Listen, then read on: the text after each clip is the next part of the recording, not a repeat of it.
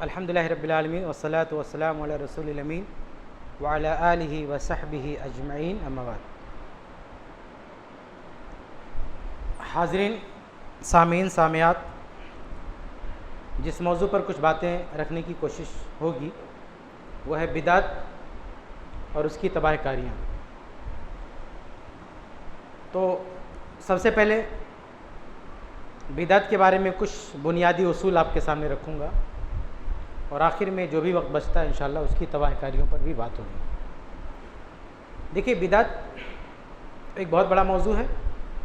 اگر آپ اس کی جزیات میں جائیں گے اور اس کی تفصیل در تفصیل میں جائیں گے تو بہت وسیع موضوع ہے۔ میں صرف آپ کے سامنے 4 بنیادی اصول رکھوں گا، صرف 4 باتیں سمجھانے کی کوشش کروں گا۔ یہ 4 بات آپ سمجھ گئے تو انشاءاللہ بدعت سے جڑا ہوا ہر شبہہ ختم ہو سکتا ہے، اور بدعت سے انشاءاللہ ہمیشہ دور بھاگیں گے آپ اگر یہ 4 باتیں آپ کی سمجھ میں آ گئی۔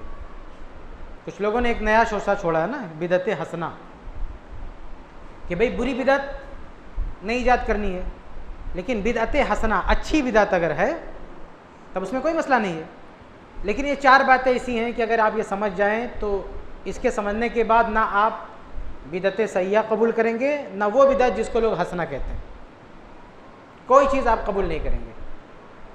اب بلا تاخیر میں 4 چیزیں شروع کرتا ہوں، اور یہ اصول ایسا نہیں ہے کہ وہ آدمی خود سے بنا کے پیش کرا، قرآن اور حدیث کے دلائل سے مستنبت ہے۔ قرآن اور حدیث میں یہ اصولی باتیں موجود ہے، ان میں سے ہر ایک اصول پر کئی دلائل موجود ہیں۔ میں 1-2 دلیل بھی آپ کے سامنے رکھوں گا۔ تو دیکھیں، سب سے پہلا اصول کیا ہے بدعت کی تردید میں، کہ دین بنانا یہ اللہ تعالیٰ کا حق ہے۔ اچھا، بدعت کی تعریف میں نے نہیں کیا، اس کی تعریف میں بھی اچھی خاصی باتیں ہیں، صرف اتنا سمجھ لیجئے کہ دین کے معاملے میں کلی طور پر یا جزئی طور پر کوئی چیز ایجاد کرنا یہ بدعت ہے۔ دینی معاملات میں مکمل کوئی چیز نہیں لے آنا، یا پہلے سے کوئی چیز ہے اس میں کچھ ایڈ کر لینا، گھٹا بڑھا دینا، ادھر ادھر کر لینا، کوئی کریکشن کر دینا، یہ کیا ہے؟ بدعت۔ اب آتے ہیں اصل بات پر۔ میں ذکر کر رہا تھا کہ سب سے پہلا اصول جو قرآن و حدیث میں ملتا ہے بدعت کے خلاف، وہ کیا؟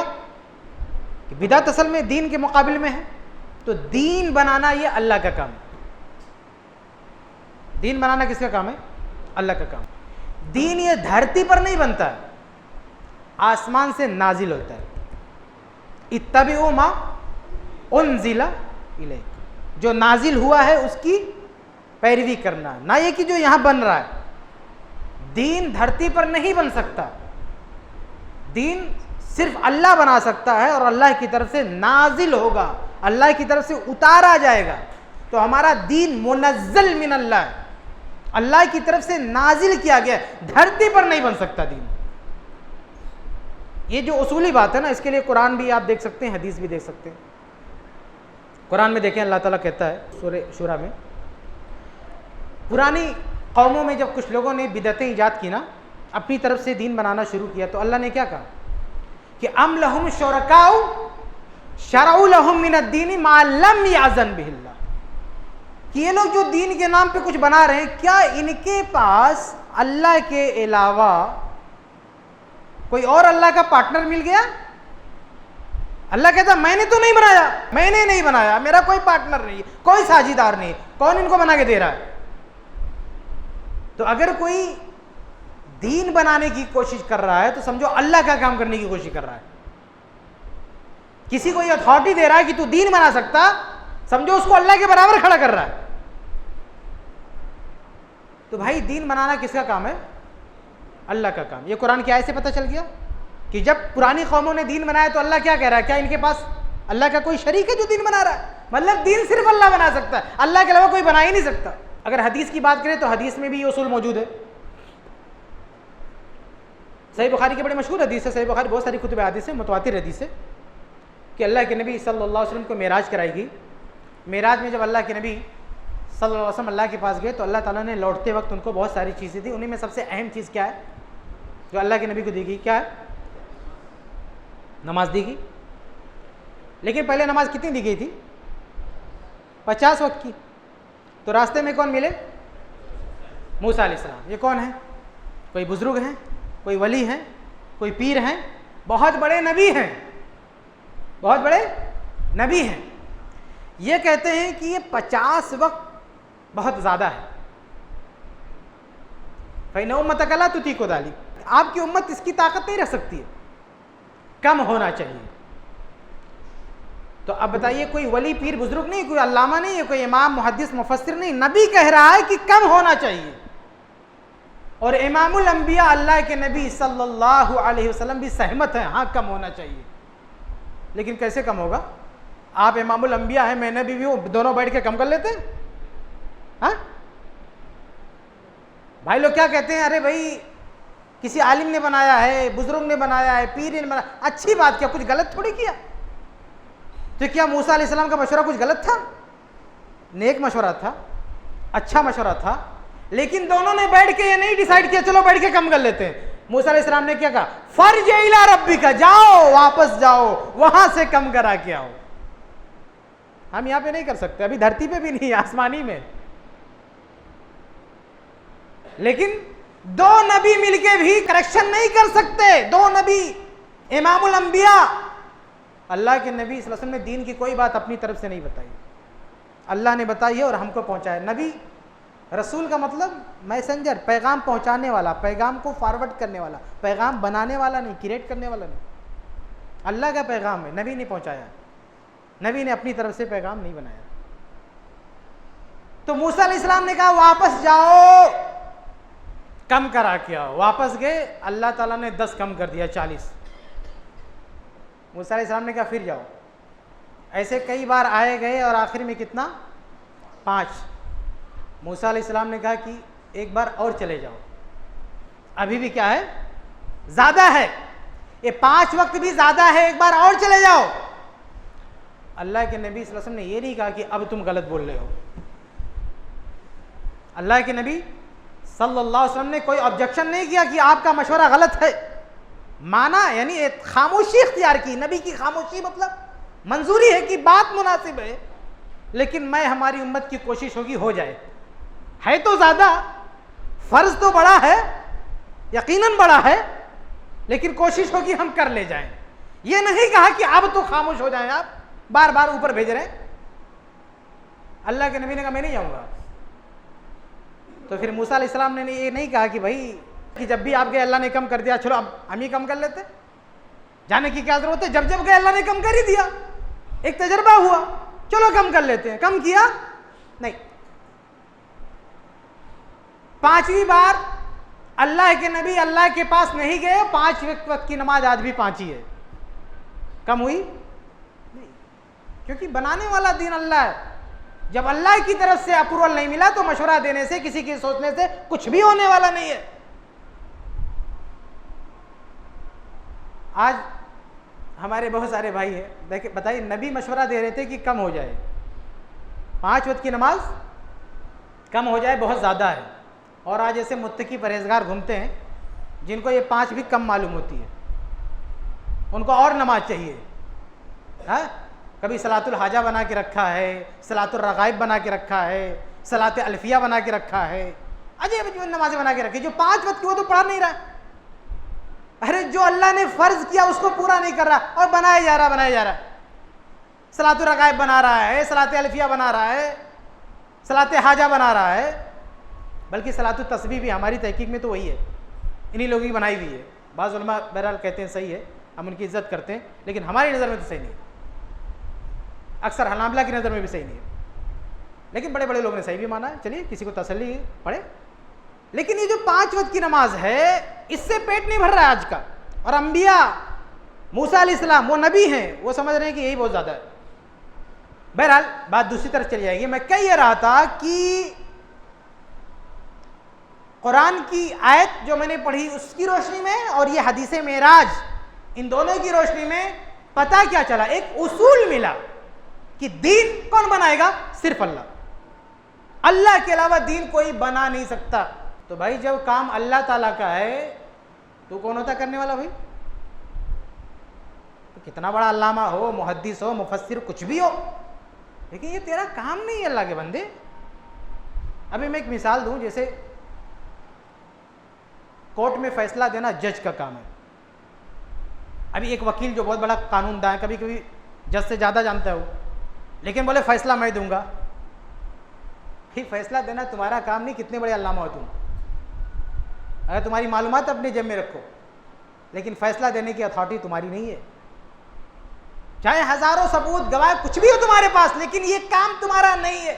فیصلہ جج کرے گا، تم ججمنٹ نہیں دے سکتے. کیوں؟ بھائی تمہارا وہ کام ہی نہیں ہے، جس کا کام ہے وہ کرے گا، تم کیوں کرو گے؟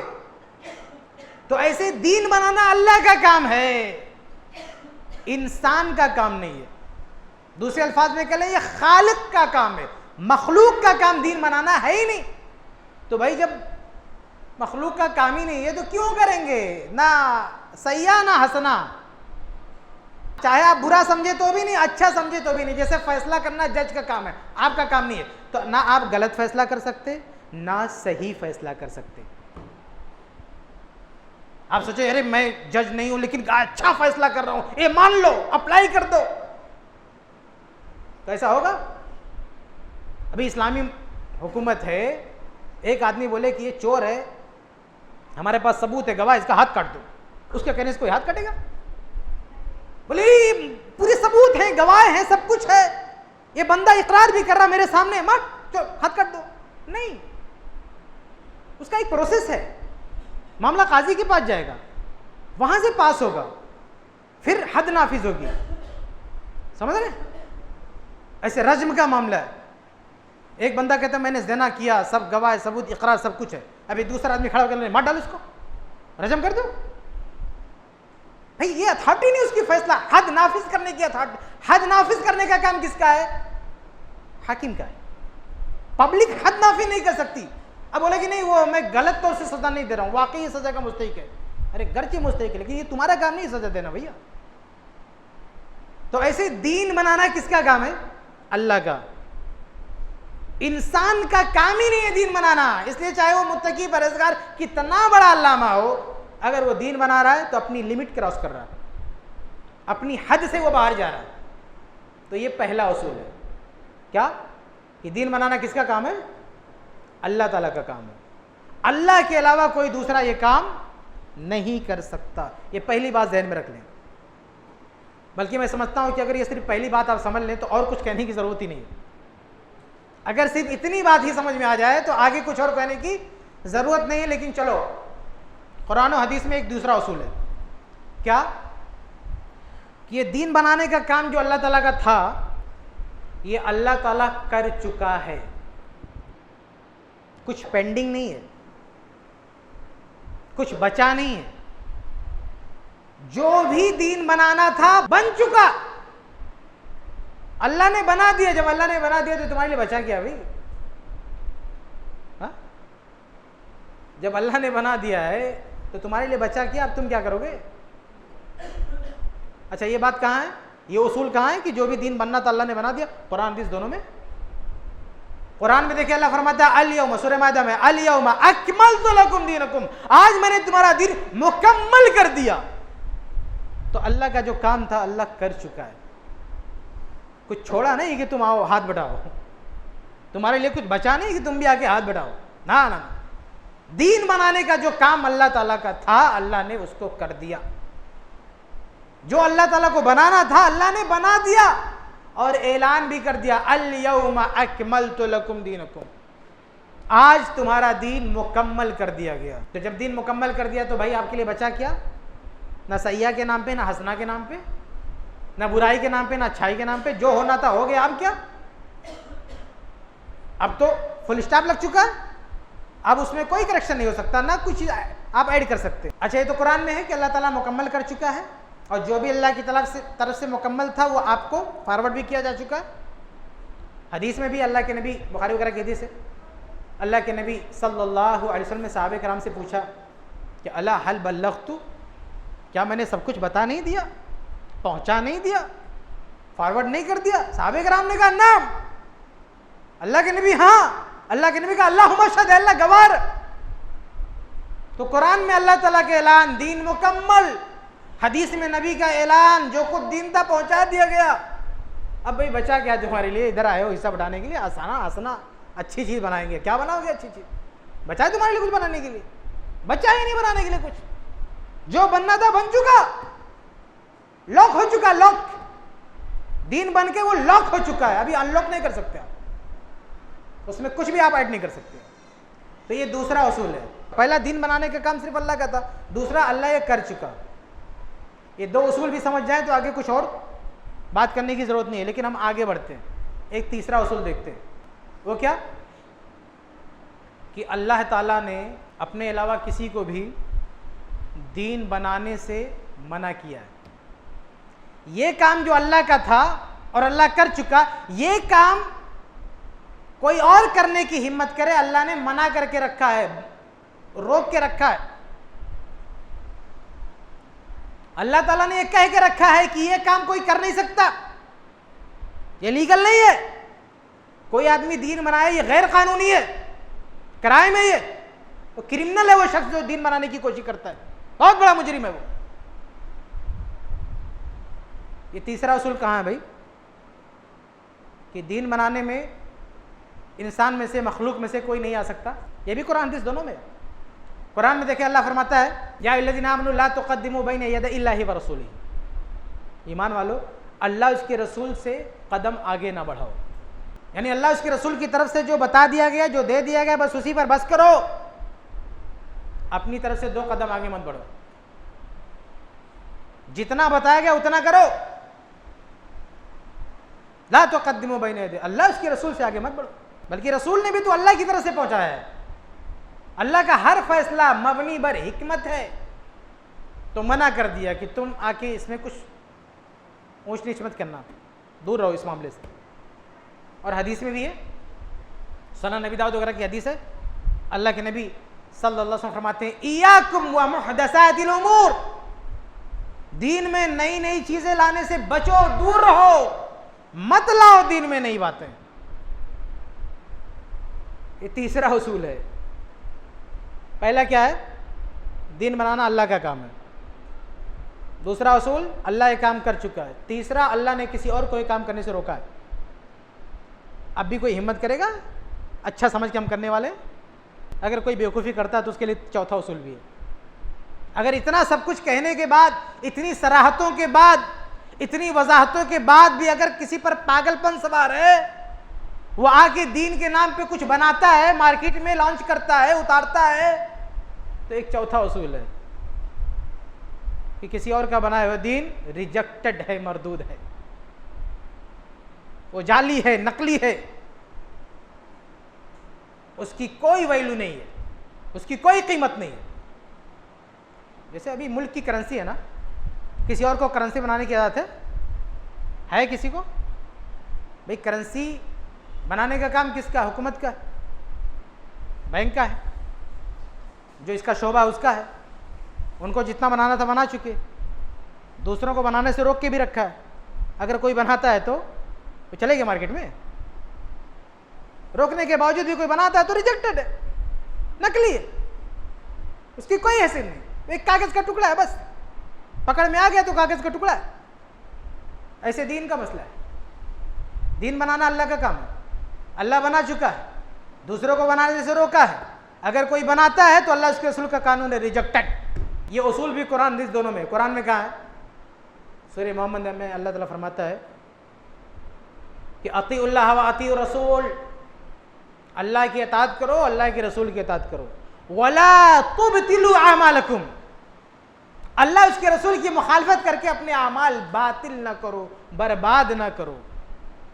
مطلب یہ کہ اللہ اس کے رسول کے بتائے ہوئے طریقے سے ہٹ کر کچھ آپ نے اپنی طرف سے کیا، کچھ نیا کیا، ادھر ادھر کیا، تو وہ چیز کیا ہوگی؟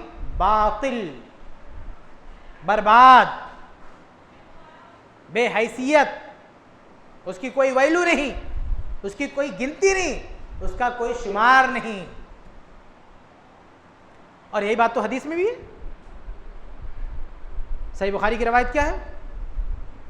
ام عائشہ رضی اللہ عنہ فرماتی ہے من احدث فی امرنا، جس نے ہمارے اس امر میں، اور دوسری کتب میں فی دیننا ہے، یہاں پہ بخاری کے علاوہ بعد دوسری کتابوں میں کیا ہے؟ فی دیننا، جس نے ہمارے اس دین میں کچھ نیا داخل کیا، ایڈ کیا، ما لیس منہ، جو پہلے سے اس میں نہ تھے، جو چیز پہلے سے دین میں نہیں ہے، نیا لا کے کسی نے ڈالنے کی کوشش کی، فہو رد، تو وہ مردود ہے، ریجیکٹڈ ہے، اس کی کوئی حیثیت نہیں ہے۔ تو اللہ نے بھی کہہ دیا باطل ہے، اللہ نے بھی کہہ دیا کہ دین میں اپنی طرف سے کچھ لایا گیا تو باطل ہے، نبی نے بھی کہہ دیا ریجیکٹڈ ہے، باطل ہے، مردود ہے۔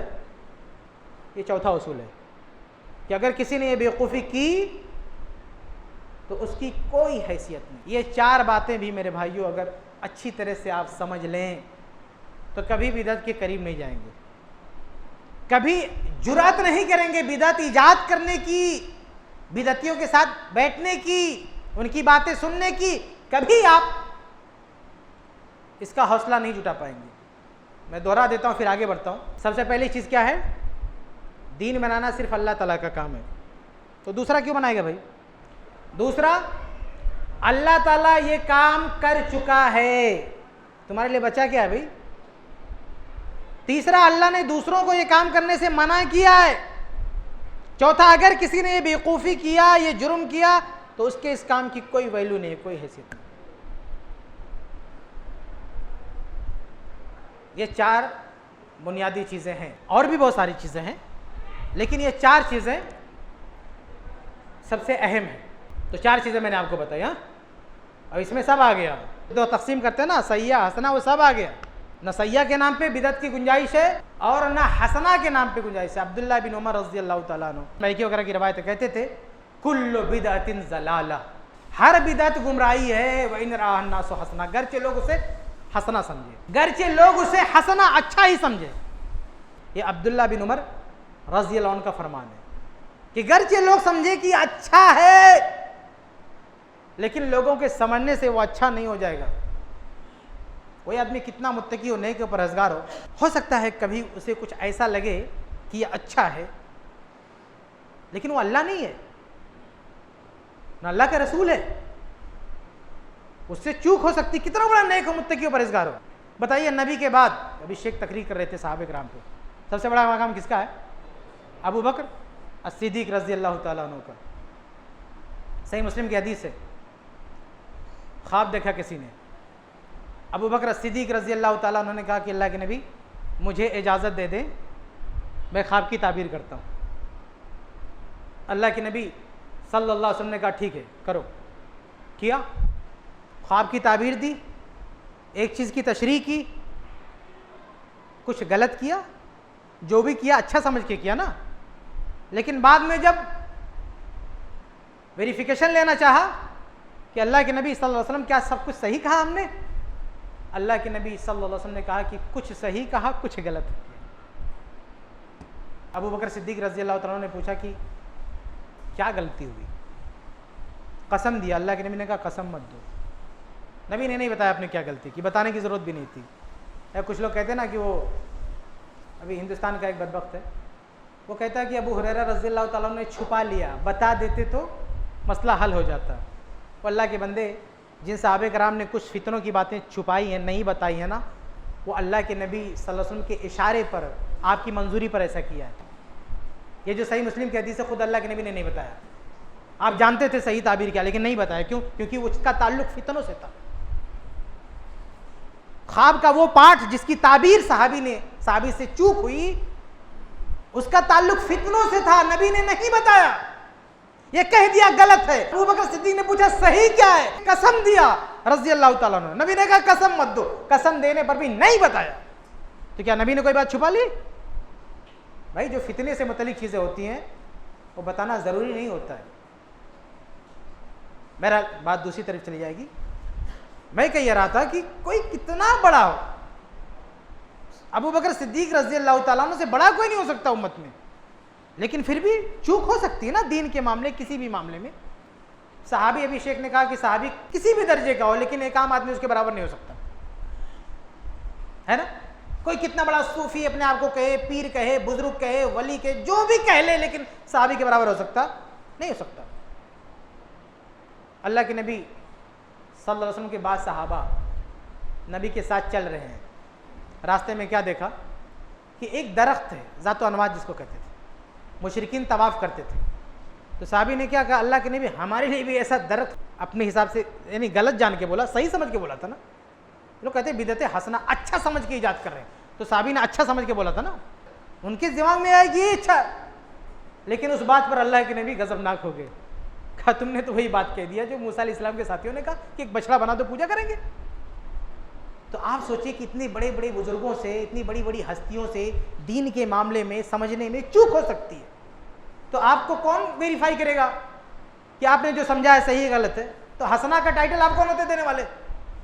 بھائی دین کے معاملے میں کیا اچھا ہے یہ طے کرنے والے آپ کون ہوتے ہو؟ دین کے معاملے میں کیا اچھا ہے کیا غلط ہے یہ کون طے کرے گا؟ اللہ طے کرے گا. آپ کو کیسے پتا یہ اچھا ہے؟ آپ کو کس نے بتایا اچھا ہے؟ اچھا کا مطلب کیا ہے؟ ہم کو اچھا لگے.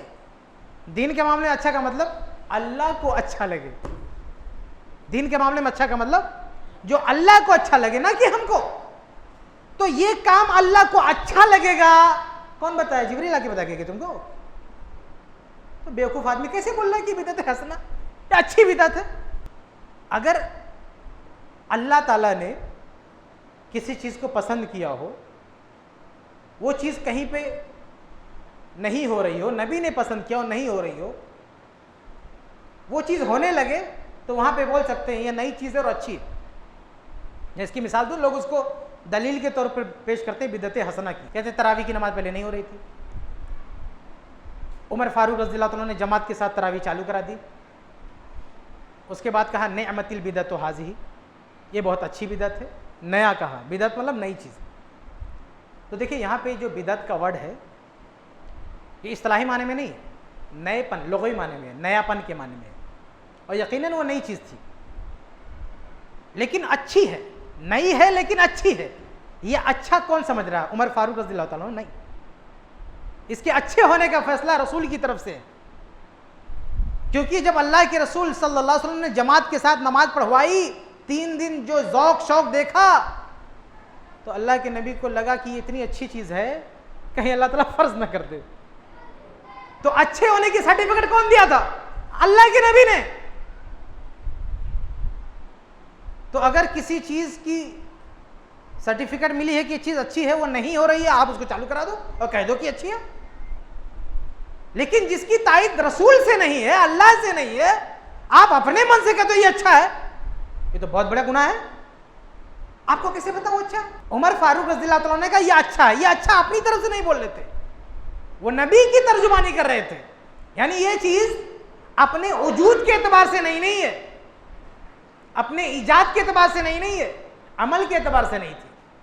جیسے اس مسجد میں مثال کے طور پہ پیش کر رہا ہوں, یہ مسجد ہے, مان لیجیے یہاں فجر کی نماز نہیں ہوتی, بلکہ یہاں تو جانے دو, کئی جگہ کچھ مسجدیں ہیں جہاں فجر کی نماز نہیں ہوتی, راستوں میں ہوتی ہے, کمپنی میں ہوتی ہے, سب پڑھ کے بھاگ جاتے ہیں, وہاں فجر میں کوئی رہتا ہی نہیں. ایسی کچھ جگہ ہیں جہاں فجر کی جماعت ہوتی نہیں ہوتی. فرض کرو وہاں ابھی کوئی نہیں رہ رہا ہے, 4-5 لوگ رہنے لگے, 2 ہاتھ رہنے لگے, اور فجر بھی چالو ہو گئی, فجر کی نماز بھی چالو ہو گئی. تو اب کوئی جا کے بول دے کہ یہ نعمت البدعۃ ھذہ, یہ کتنی اچھی, یہ نئی چیز ہے اور کتنی اچھی ہے.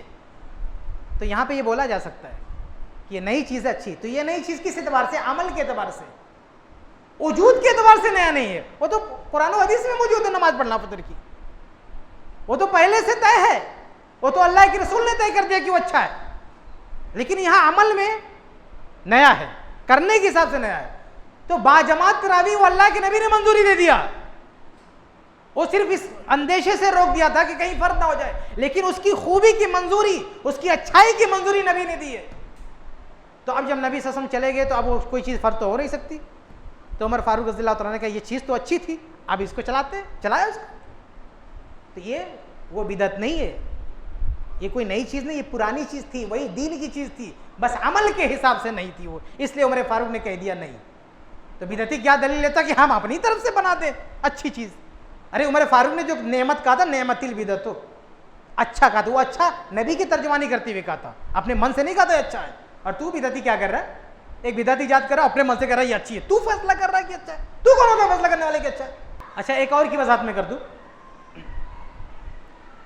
کچھ لوگ کہتے ہیں نا کہ وہ عجیب و غریب بات کہتے ہیں, قرآن میں زبر زیر تو پہلے نہیں تھا نا, ابھی بعد میں لگایا گیا, تو کیا یہ بھی بدعت ہے؟ بھائی قرآن میں پہلے زبر زیر نہیں تھا, کس نے بتا دیا آپ کو؟ مطلب یہ بنیادی غلط ہے. زبر کا مطلب کیا؟ آواز اونچی کر کے پڑھنا. زیر کا مطلب نیچے کر کے پڑھنا. پیش کا مطلب گول کر کے پڑھنا.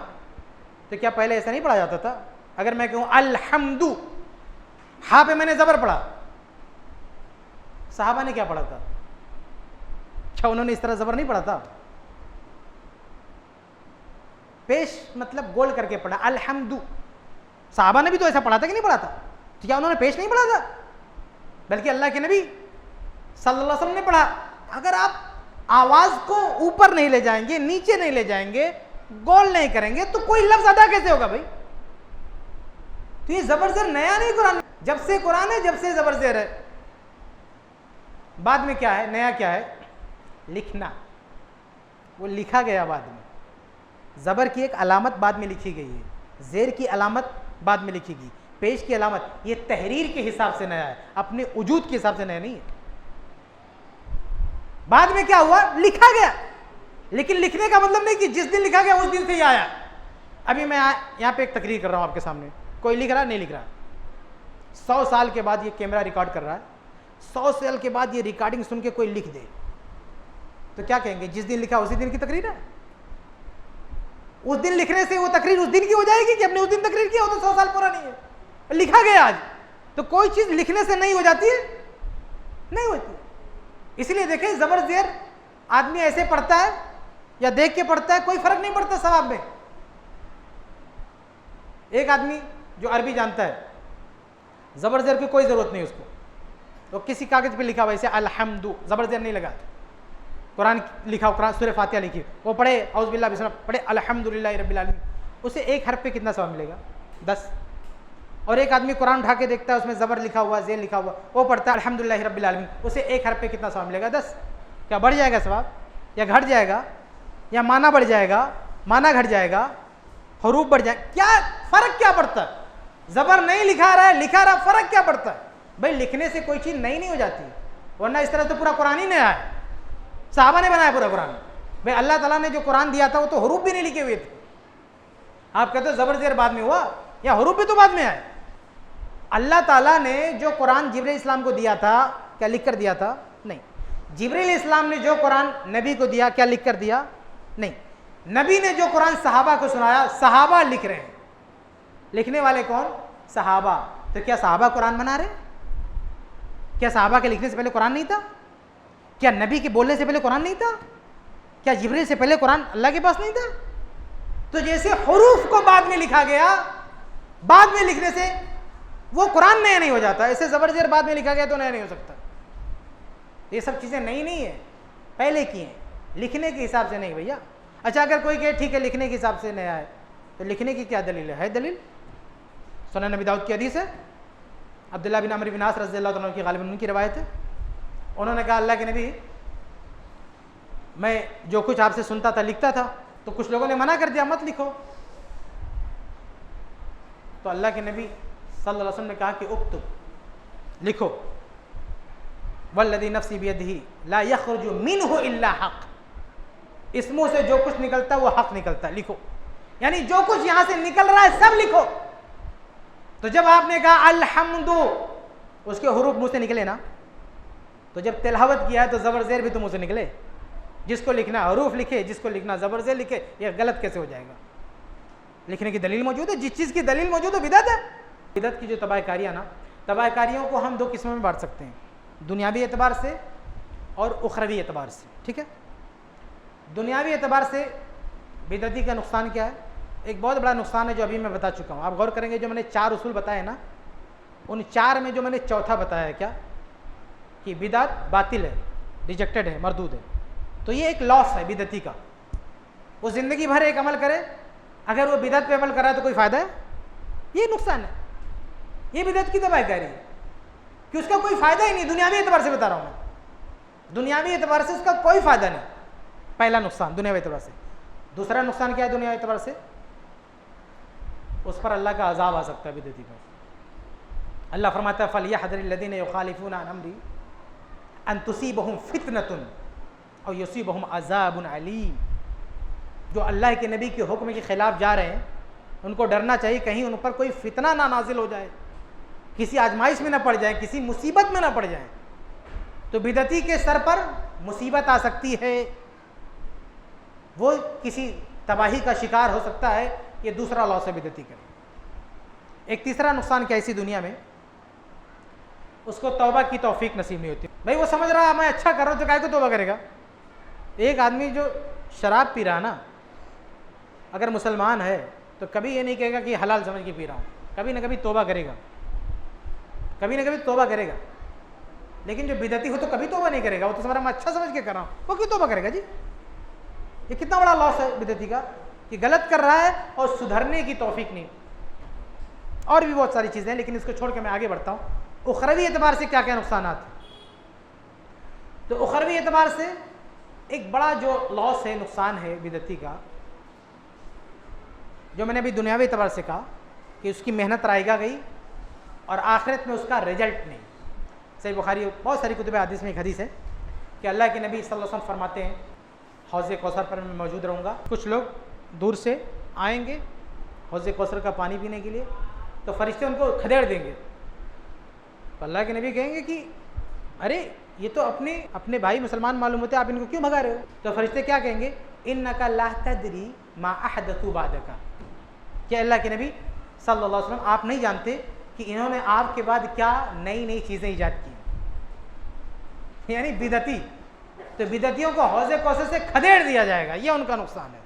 اچھا اللہ کے نبی کیا جملہ بولتے ہیں صلی اللہ علیہ وسلم, جب فرشتے کیا کہتے ہیں ان کا جملہ کیا ہے کہ انک لا تدری ما احدثوا بعدک, کہ آپ کے بعد انہوں نے جو نئی نئی چیزیں ایجاد کی ہیں آپ نہیں جانتے. تو نبی کیا کہتے ہیں, سحقن سحقن لمن غیر بعدی, کھدیڑو بھگاؤ جنہوں نے میرے بعد غیر میرے دین کو بدل دیا.